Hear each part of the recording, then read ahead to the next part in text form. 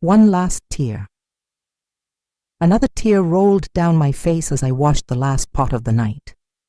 The sound of running water muffled the sobs I tried to contain, as I had done for all these years. 70 years of life, 50 of marriage, and I still felt invisible in my own home. The laughter coming from the dining room was like daggers in my chest. They didn't even notice when I left the table. "Oh, Ma, you don't work. You stay at home because you want to. It's your choice. You don't need a gift." My son Michael's words still echoed in my mind like a scratched record. I had spent the entire morning preparing that dinner. I woke up at 6, as I've done for decades. First, my husband James's coffee, strong, no sugar, served in the porcelain cup we received as a wedding gift. Then the chocolate milk for the dog. Yes, even Rex has his preferences respected in this house. Everyone except me. For Michael's special lunch, I made everything from scratch.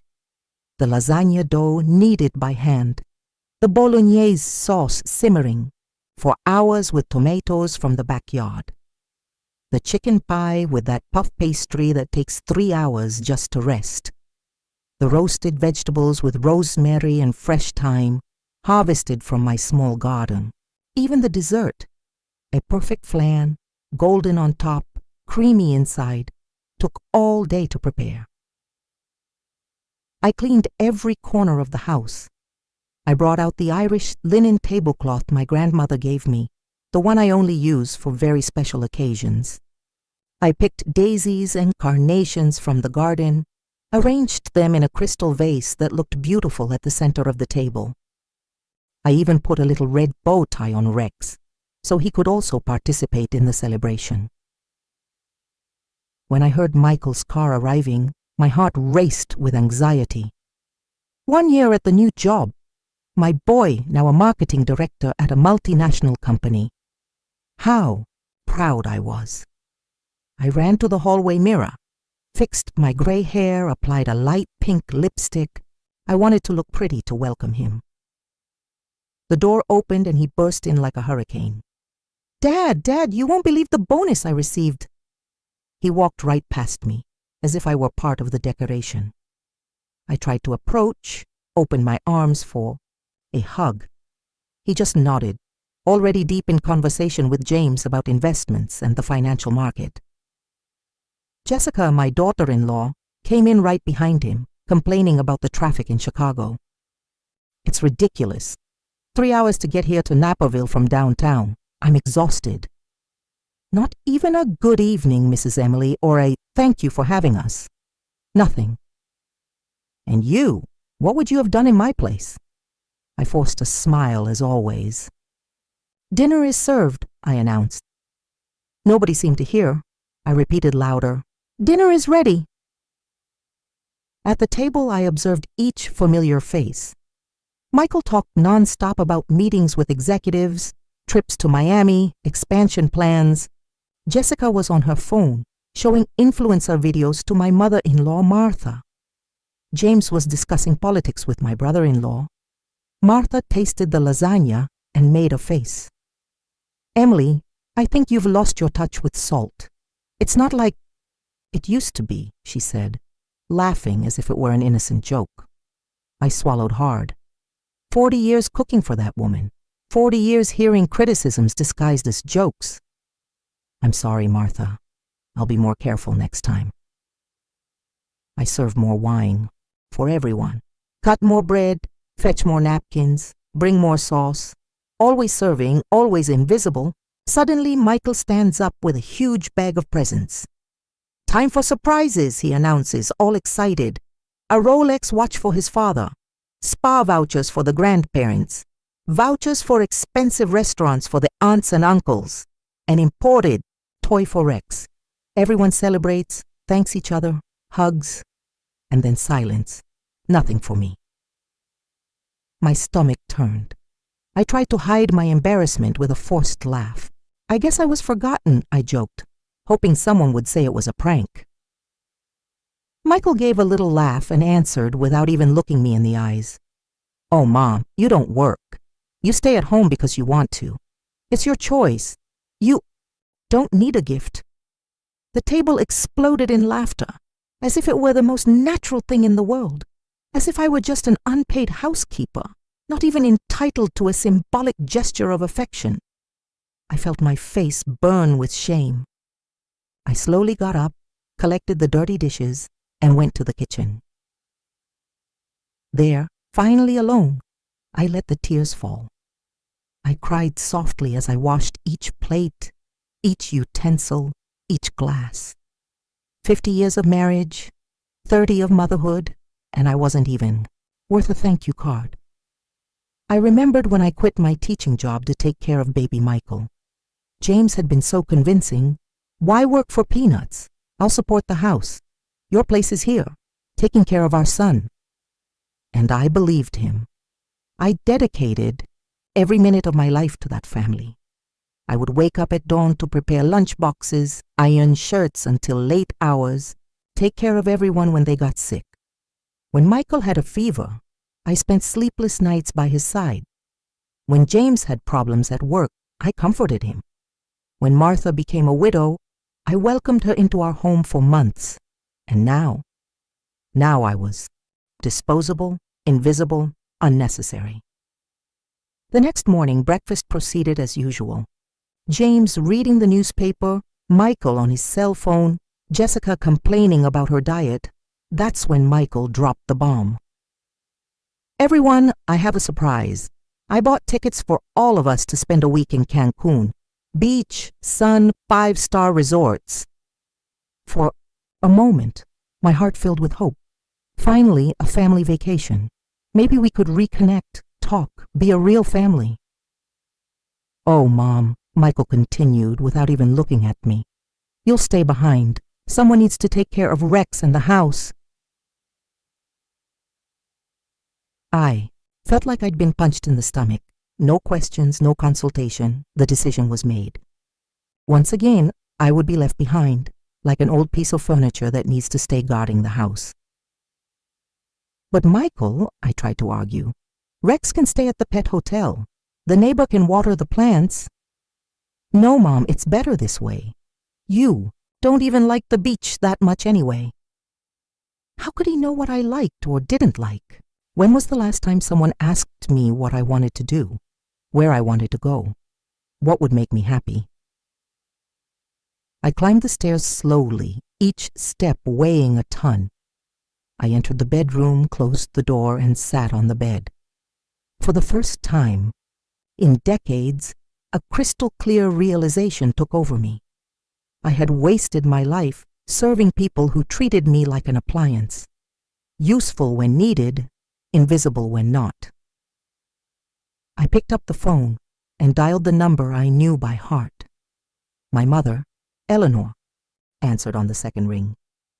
"Emily, what a surprise, dear. Is everything all right?" "Mom."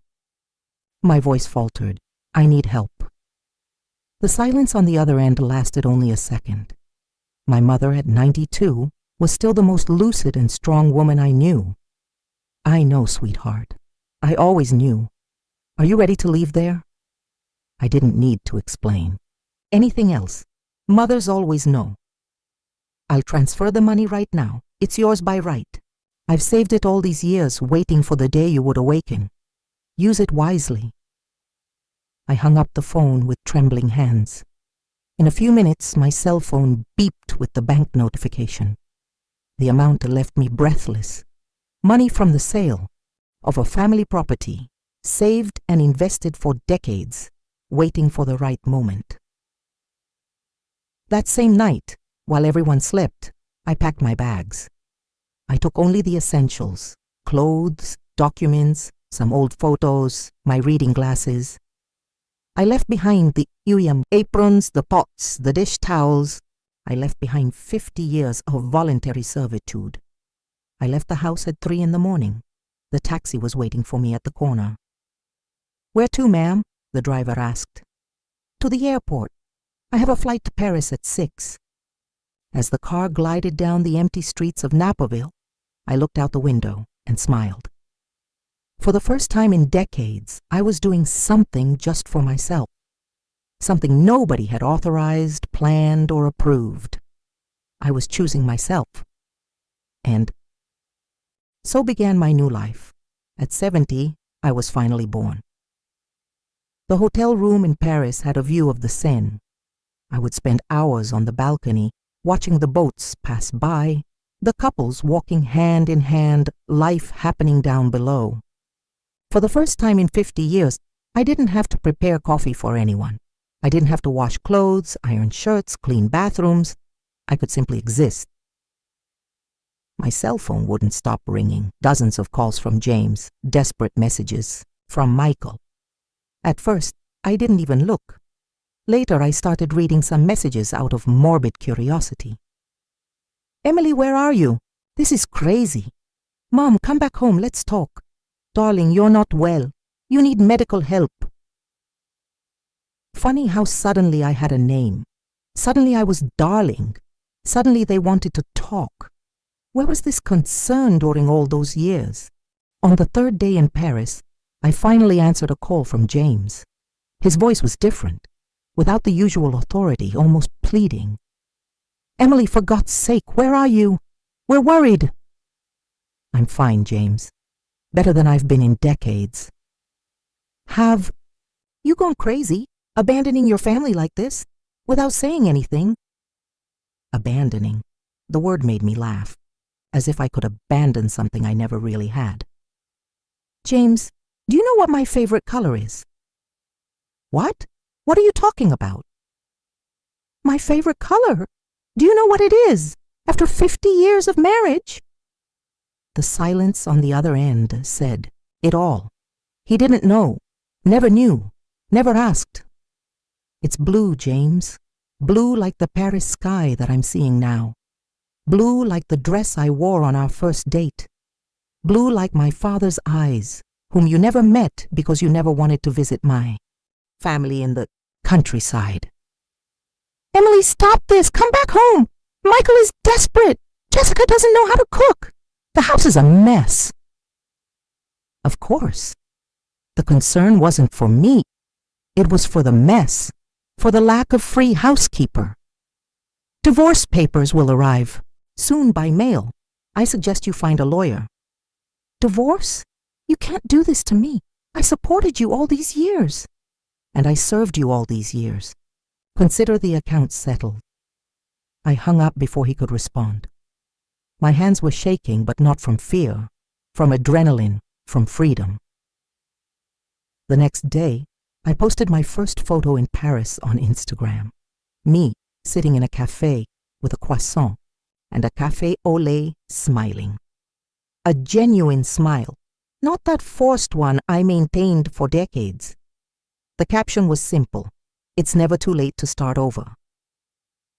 The messages started coming in.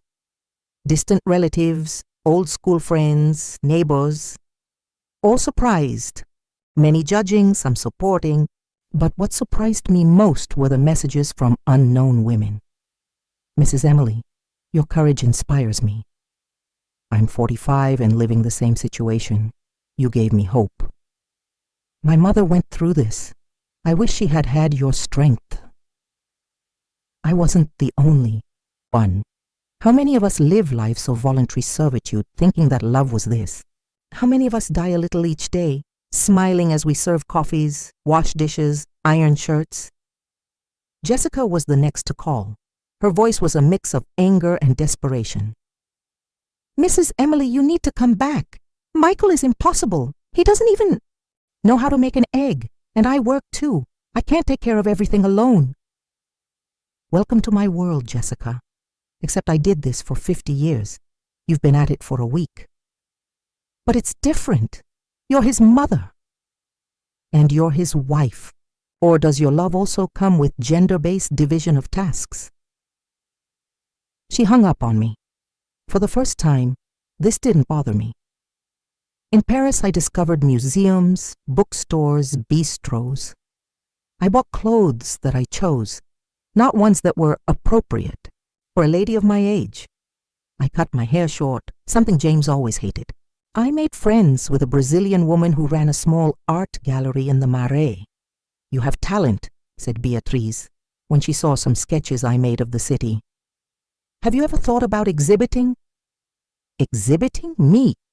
The idea was absurd and wonderful at the same time. At 70, discovering myself as an artist. 2 weeks after my departure, Michael came to Paris in person. He discovered my hotel through the credit card. When I saw him in the lobby, I almost didn't recognize him. He had lost weight, his face was gaunt, his eyes sunken.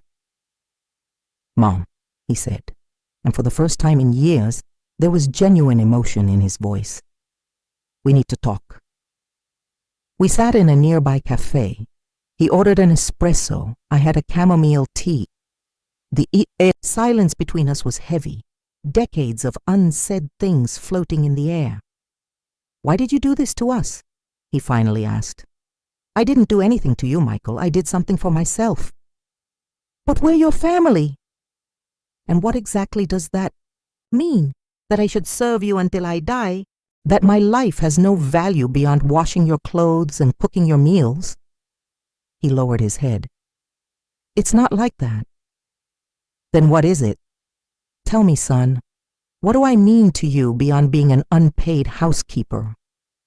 Tears began to roll down his face. I was surprised. I hadn't seen Michael cry since he was a child. "I lost my job," he confessed. "I was fired last week. I haven't told anyone yet." "Why?" "Because I defined my life by that job. It was all I was. Marketing director, successful executive.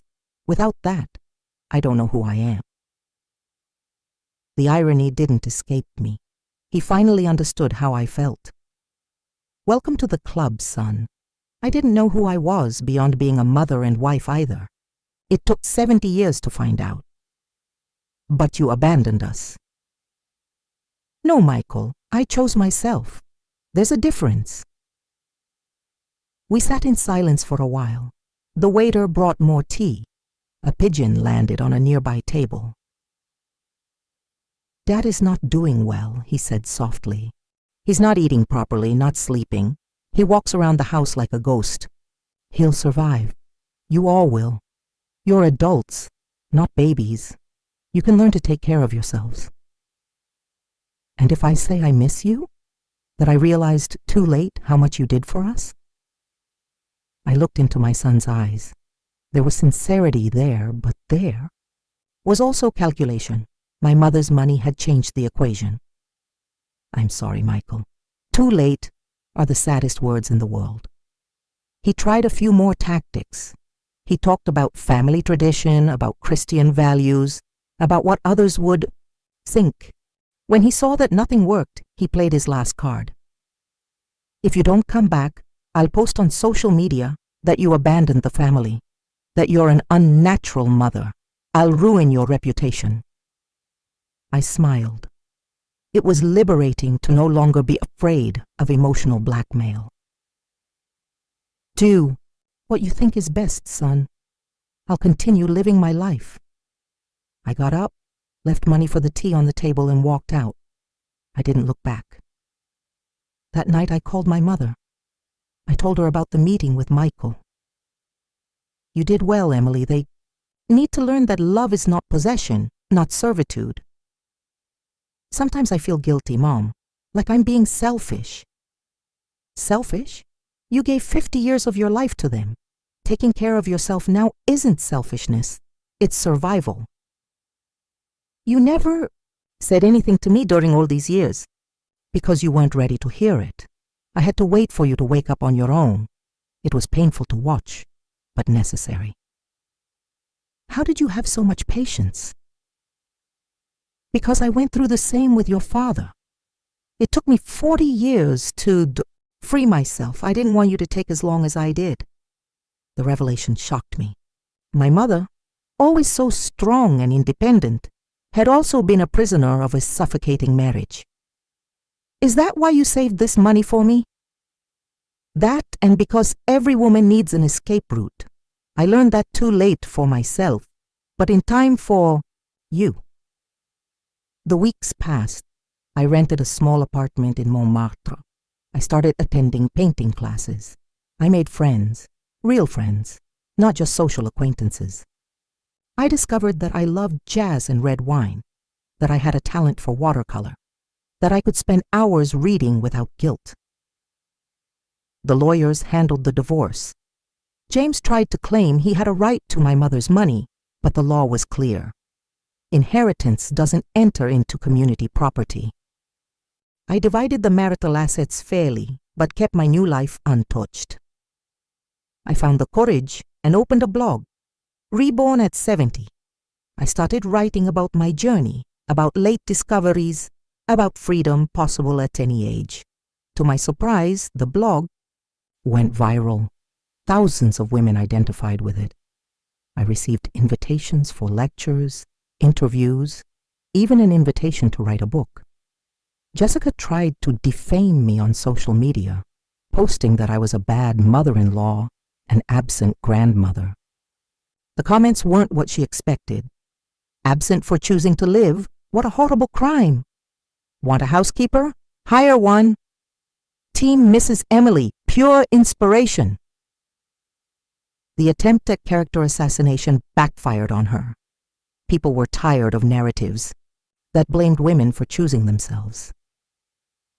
6 months after my departure, I received an unexpected call. It was Martha, my mother-in-law. Emily? It's me, Martha. Hi, Martha. How are you? Not well, to be honest. The house is chaos. James. Can't even make decent coffee. Michael and Jessica fight all the time. I wanted to apologize. I almost dropped the phone. Apologize? For all these years, for the criticisms, for the malicious jokes. I reproduced with you what they did to me. It's a cycle, you know, but you broke it. I admire your courage. Thank you, Martha. It means a lot to hear that. I'm thinking of going to a retirement home. I can't stand living in that toxic environment anymore. Do you think I'm doing the right thing? I think each of us needs to find our own path to freedom. The call left me thoughtful. How many of us perpetuate cycles of oppression thinking it's normal? How many mothers-in-law mistreat daughters-in-law repeating what they suffered? How many mothers suffocate daughters reproducing their own prisons? A year had passed since that dawn when I left home. Paris had transformed me, but it was time to return to the United States. Not out of nostalgia for the old life, but because I had matters to resolve. Final divorce documents, sale of the house, and mainly I wanted to see my mother in person. The plane landed at O'Hare on a warm November afternoon. I took a taxi straight to Chicago, to the apartment I had rented in the Lincoln Park neighborhood, a place of my own, decorated with my paintings, my books, my choices. The first visitor was Jessica. She showed up without warning, as she always did. But this time, something was different. She seemed smaller, more fragile. Her hair was disheveled, her nails unkempt. "May I come in?" she asked, without her usual arrogance. I offered tea.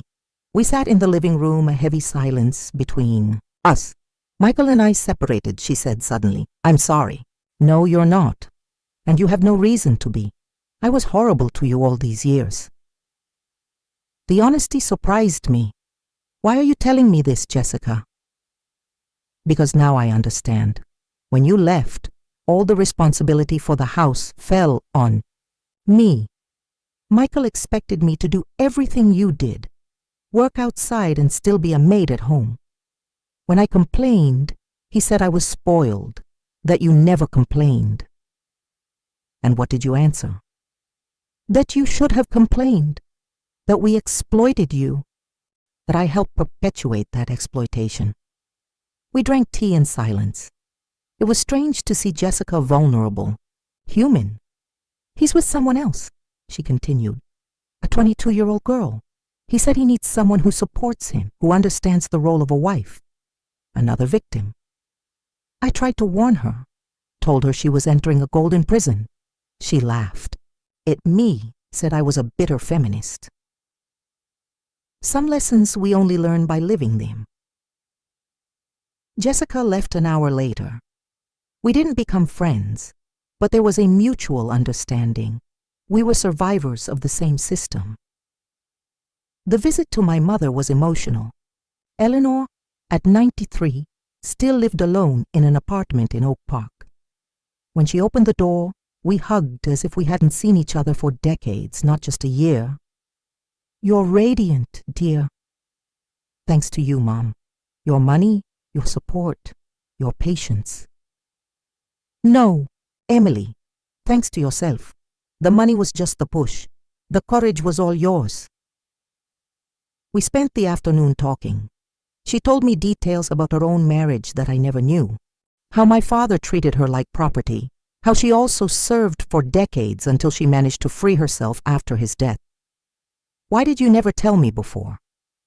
"Because each woman needs to discover her own strength in her own time. If I had told you before, you might have thought it was an exaggeration, drama. You needed to live it to understand." "And now, what do I do with all this freedom?" "Live, dear. Simply live. Do everything you couldn't do. Be everything you couldn't be." The divorce hearing was surprisingly quick. James appeared aged, hunched. The authoritarian man I knew had disappeared. In his place, a fragile old man who could barely look me in the eyes. "She's destroying our family," he told the judge. 50 years of marriage thrown away. "Mr. Johnson," replied the judge, a middle-aged woman with a stern look, "your wife isn't destroying anything. She's exercising her right to choose. The divorce will be granted." At the courthouse exit, James tried one last card. "Emily, there's still time to turn back. We can grow old together, as we always planned." "James, we never planned anything together. You planned, I executed. Those are different things." "I'll die alone because of you." "No, James, you'll live alone because of your choice. You had 50 years to learn to value me. You chose not to do that." I turned my back and walked away. There was nothing more to say. The transformation of my professional life was meteoric. The blog became a book. The book became a bestseller. Reborn at 70, A Story of Liberation spent months on the bestseller lists. I was invited to give talks at universities, aging conferences, TV shows. At one of these talks, at the University of Chicago, a young woman asked me a question that stuck with me. "Mrs. Emily, don't you think you're encouraging selfishness?" "What about family values?" "Dear, what's your name?" "Samantha." "Samantha, answer me something. Why is taking care of yourself selfish, but demanding that others take care of you is not?" The auditorium applauded. The girl looked thoughtful. "Family values are important," I continued, "but real family supports each other mutually, doesn't exploit. Real family celebrates the growth of each member, doesn't trap them in fixed roles." The Kimi questions continued for another hour. Women of all ages wanted to know how to find courage, how to deal with guilt, how to rebuild life after decades of self-denial. Michael tried to approach again a few months later. This time, there was no manipulation in his approach. He was genuinely broken. "Mom, I need help. I'm in debt, without a job. Jessica took everything in the divorce. Please." We met at a cafe in Wicker Park. He was unrecognizable. The arrogant executive had disappeared. "What happened, Michael?" I discovered that my success was a farce. I only got that job because Dad had connections.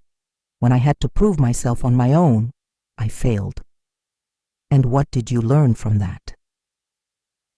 "That I judged you all my life for not working outside the home, but never recognized your work inside the house. That I despised your contribution, thinking that only money had value." "It's a start. Will you help me?" "I will, but with conditions. First, you'll go to therapy. Second, you'll learn to take care of yourself. Cook, clean, wash. Third, you'll work at any job you can get without shame. Fourth, you'll treat all the women in your life with respect, including your next girlfriend. That's a lot of requirements. Those are the minimum requirements to be a decent human being. He accepted. It wasn't easy, but little by little Michael began to rebuild himself.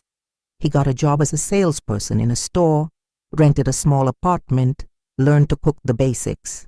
The arrogance gave way to humility. James also tried to contact me, but for other reasons.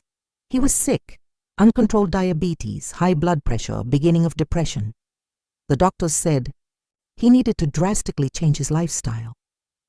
I don't know how to take care of myself, Emily. I never had to learn. Now you need to. There are private nurses, professional caregivers, but they're not you. Exactly. They are professionals, paid to do a job. I was an exploited wife. There's a fundamental difference. The coldness in my words hurt him, but it was necessary. Any show of compassion would be interpreted as a possibility of return. I created a podcast about reinvention after 50. I interviewed women who, like me, had found the courage to start over. Incredible stories of liberation, overcoming, rebirth. The reach went beyond the United States. I received messages from British, Canadian, Australian women. One of these interviews marked me deeply. Mrs. Margaret, 85, had left an abusive marriage at 80. I thought it was too late, she said into the microphone. But I discovered that as long as there's life, there's possibility for change. What gave you strength? Your story, Emily. I read your book and thought, if she could do it at 70, I can do it at 80. Tears rolled down my face. My story was saving other women. The international release of the book was in Lisbon. During the book signing, an elegant East lady approached. Emily, you don't know me. I'm Nancy, Robert's ex-wife, a friend of your ex-husband. I read your book and found the courage to divorce. I was 72 and thought I should endure until the end. You showed me that the end can be a new beginning. We hugged like old friends. The chain of liberation was spreading. My mother followed everything with pride. In our weekly conversations, she always had a word of support. You've become the woman I always knew you could be. It took me 70 years, Mom. It doesn't matter when we arrive. What matters is that we arrive. 2 years had passed since my liberating escape. The apartment in Lincoln Park no longer contained my dreams. With the success of the book and podcast, I had accumulated enough resources to realize an old project, opening a literary cafe, a space where women could meet, read, talk, dream. Rebirth Cafe was on a tree-lined corner of Bucktown. I personally decorated every corner. Shelves full of books, comfortable armchairs, antique wooden tables, paintings by local artists, including some of my watercolors from Paris. On the main wall, a phrase in golden letters, "It's never too late to bloom." The inauguration was emotional. New and old friends came, blog readers, women I met at lectures. My mother, now 95, insisted on attending. "I'm so proud of you, dear," she whispered, squeezing my hand. "You planted this seed, Mom." "I only kept the soil. You chose to germinate." Michael appeared at the end of the party, timid, holding a pot of orchids. "May I come in?" "Of course, son. Welcome." He had visibly changed. The arrogant look had given way to a softer expression. He now worked as a manager in a downtown bookstore, lived alone, took care of himself. "I brought this for you," he said, handing me the flowers. I remembered they're your favorites. It was true. Purple orchids. The same ones I used to grow in the backyard of the old house. I was surprised he remembered. "Thank you, Michael. How are you?" "Better. Therapy is helping. I've started to understand a lot about myself, about us." That's good. Mom, I wanted to ask your forgiveness, not just for the forgotten present or the cruel words, for a lifetime of indifference. Tears sprang to his eyes. They were real tears, not manipulation. I forgive you, son, but forgiveness doesn't mean forgetting or going back to what it was before. I know I don't expect that. I just want a chance to build something new, a real relationship, if you'll allow. I looked at my son. At 32, he was finally becoming an adult. We can try, slowly, without expectations. The cafe became a success. We organized book clubs, poetry readings, lectures on female empowerment. Women of all ages came to share stories, seek support, find inspiration.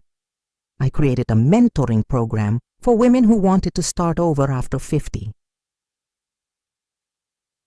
One afternoon, while I was preparing the month's finances, the doorbell rang.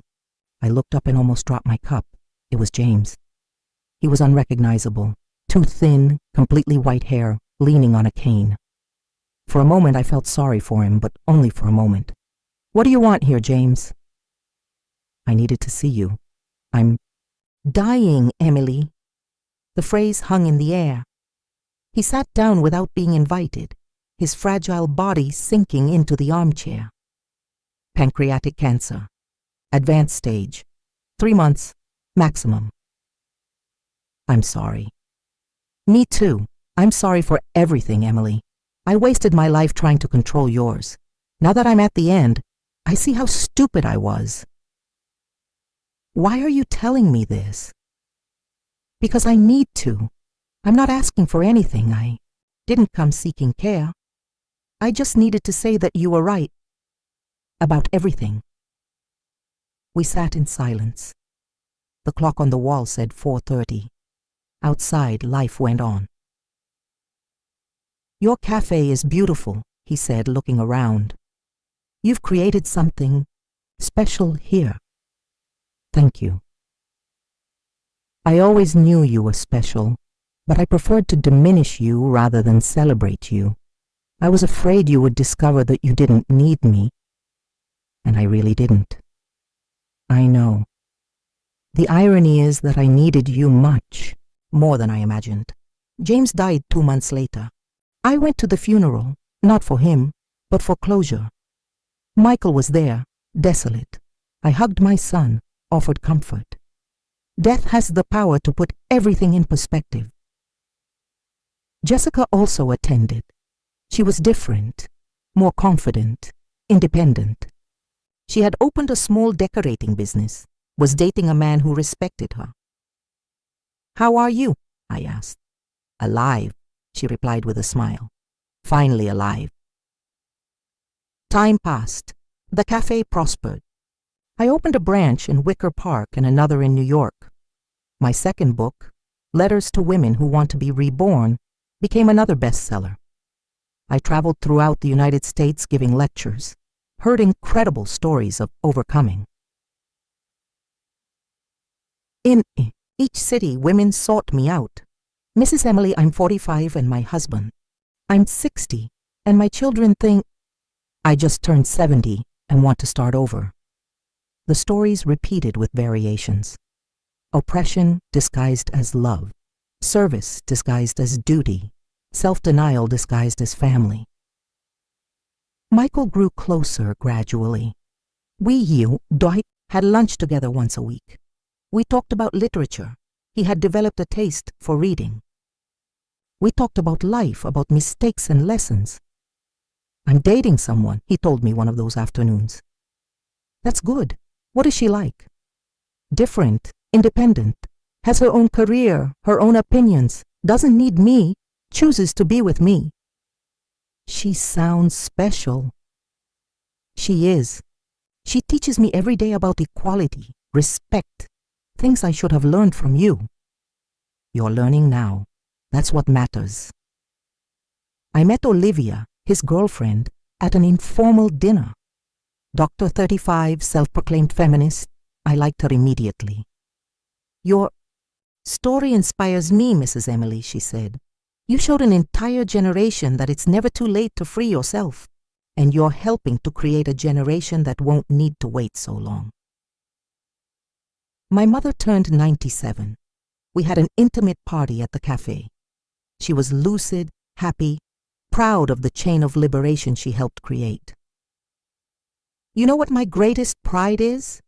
she asked me. "What, Mom?" "Seeing you fulfilling all the dreams I couldn't fulfill, living all the lives I couldn't live." 6 months later, she was gone, asleep, at peace. In her will, she left a surprise. There was more money saved, intended to create a foundation to support women in vulnerable situations. Rebirth Foundation was born from the union of her legacy with mine. We offered legal, psychological, and financial support to women who wanted to leave abusive relationships. In 2 years, we helped hundreds of women rebuild their lives. At 75, I found myself in a position I never imagined: reference, inspiration, agent of change. The silence that suffocated me for decades had transformed into a voice for thousands. On a spring morning, sitting on the cafe's porch, I saw a young couple pass by. He was carrying a baby in a carrier. She was pushing the stroller. They were talking animatedly, laughing, real partners, not master and servant. Maybe things were changing. Maybe my story and so many others was helping to break cycles. Maybe the next generations wouldn't need to wait until 70 to discover their worth. My cell phone vibrated. It was a message from a reader. "Mrs. Emily, I just left home at 52, scared but free. Thank you for showing the way." I smiled. I replied, "The way was always there. You just needed courage to walk it. Congratulations on your liberation. Spring awaits you." I put the phone away and went back to watching the street movement. Life continued, cyclical and surprising. Women rushed past to work. Mothers took children to school. Students laughed at the cafe tables. I had lost 50 years being who others wanted me to be. But the last 5 had been worth a lifetime. It wasn't about revenge or abandonment. It was about choice, about the fundamental right to exist fully without apologizing. I got up to open the cafe. Another day of stories, of encounters, of rebirths. At the door, I paused for a moment and looked at the sky. Clear blue, without clouds, my favorite color. "Thank you, Mom," I whispered, "for teaching me that there's always time to bloom." I turned the sign to "Open" and went in. Inside, the aroma of fresh coffee mingled with the scent of books. Women were beginning to arrive for the morning book club. Stories would be shared, tears would be shed, laughter would echo, and I would be there, no longer in silence, but as a witness and guardian of all these voices that, like mine, refused to be silenced. Life finally had begun.